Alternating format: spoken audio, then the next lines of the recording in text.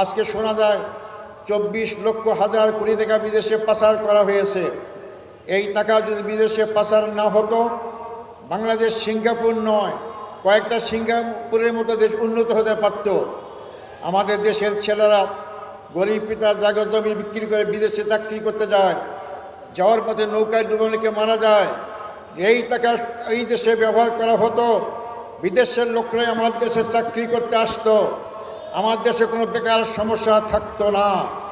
তাহলে বোঝা গেল এত টাকা যখন পাচার হয় যে দেশের সম্পদের অভাব নেই, দেশের অভাব সব নেতৃত্বের।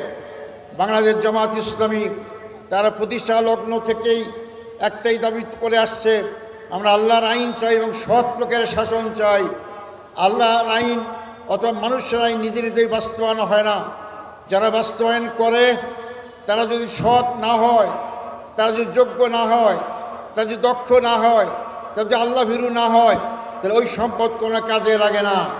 তাই আমরা জামাত ইসলামী আজকে সারা দেশেই যে গণজোয়ার সৃষ্টি হয়েছে, আমরা বলছি জনগণ যদি আমাদের প্রতি সহায় হয়, আল্লাহ যদি আমাদেরকে সুযোগ দান করেন দেশের জনগণের পাশে দাঁড়াবার জন্য, আমরা সেই পাশে দাঁড়াবার সুযোগ পেলেই প্রথমে আমরা দুর্নীতি বন্ধ করব।